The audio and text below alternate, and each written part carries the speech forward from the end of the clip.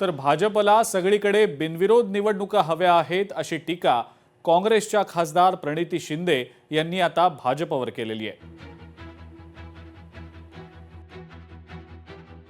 पहिली तर भाजपकडे लाजीरवाणी गोष्ट आहे की कॅन्डिडेट्सच नाही आहे। जी काँग्रेस मुक्त देश बनवायचा प्रयत्न त्यांचा चाललेला, काँग्रेस मुक्त भाजप होत आहे आणि त्यांना एवढ्या मोठ्या पक्षाला सगळं काही असून कॅन्डिडेटच नाही आहेत की ते आमची कॅन्डिडेट्स घेत आहेत। ह्याच्यावरून कळतं की त्या पक्षाची परिस्थिती काय आहे आणि ज्या पद्धतीत ते राजकारण करत आहेत, पैशाचा खूप मोठ्या प्रमाणात खेळ। आणि अशा वेळेस मी खरंच मनापासून मी अभिनंदन करते त्या कॅन्डिडेटचे जे महाविकास आघाडीकडून लढायचा प्रयत्न करत आहेत।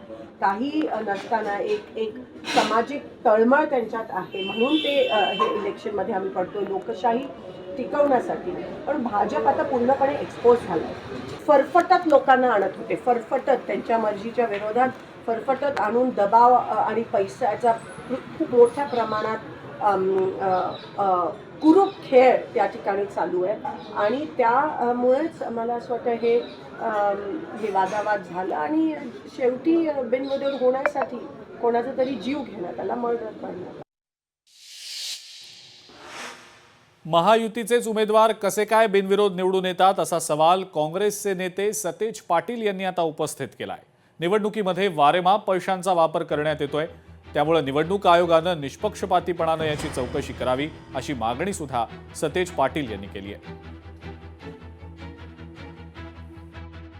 नाही, पैशाचा वारेमाप वापर, प्रशासनाचा दबाव, आरोनी अनेक ठिकाणी चुकीचे घेतलेले निर्णय आणि गैरफायद्यातून या महायुतीचेच कसे बिनविरोध होतात, महायुतीचे उमेदवार कसे बिनविरोध होतात, बाकी कुठल्या पक्षाचे का होत नाही, याचा अर्थ दबावाचं राजकारण, पैशाचं राजकारण, यातून या सगळ्या गोष्टी होतात। आजच निवडणूक आयोगानं बिनविरोध ज्या झालेल्या आहेत त्याची चौकशी करावी अशा सूचना त्या ठिकाणी दिलेल्या आहेत। मला वाटतं निवडणूक आयोगानं चौकशीचा फार्स न करता खरी चौकशी करावी अशी आमची अपेक्षा आहे।